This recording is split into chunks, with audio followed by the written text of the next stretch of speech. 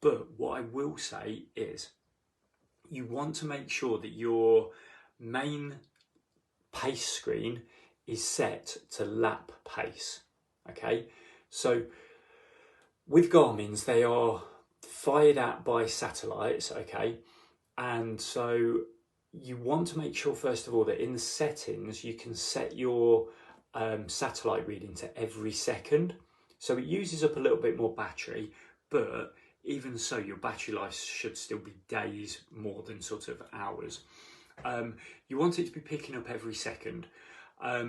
You also then want to put it on lap pace. If you have it on just pace, then that is the pace that you are running at that exact second. So if that satellite misses you for that second, it doesn't read and it might say 11 minutes. Then when it does pick you up and it works out that you've gone that far, it may then go down to 6 minutes, whereas the average is actually 8 or 9 minutes. So you want to make sure that you've got it on lap pace, which is the average for the whole of that lap or mile.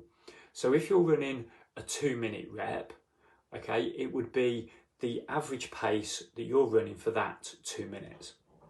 If you're running just mile after mile after mile, it will be the average of the mile that you're running in at the moment.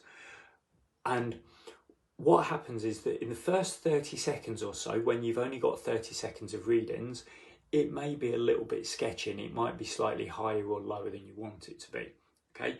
But after about 30 to 60 seconds, it will start to even out, and any little glitches, or if you turn a corner or something like that, it may take a couple of seconds to pick you up again, but it should only change by a couple of seconds. It's always in the first minute that it's a little bit more erratic because it's got less information. But also what you need to do, on top of just setting your lap pace and looking at that, is you can set workouts and pace alarms as well. So you could set a pace alarm that will beep if you go slower than 9-minute miles and faster than 30-minute miling. So therefore it will beep every time that it reads that you're faster or slower than that. Now that can get a little bit stressy for people who don't like technology, because their watches may keep on beeping at them all the time. Or if you run through an area where you've got a few notorious sort of GPS black spots, again, it can just beep a lot and it just annoys you.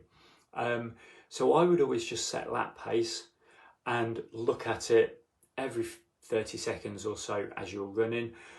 But then also what you need to try and do is consistent pacing. Okay, so you need to learn how it feels to run at one stride length and one pace. So that could be easy effort, it could be rough marathon pace, it could be a sprinting, but it's trying to keep on going at this consistent average stride length so that you're not surging, slowing down, surging, slowing down, surging, slowing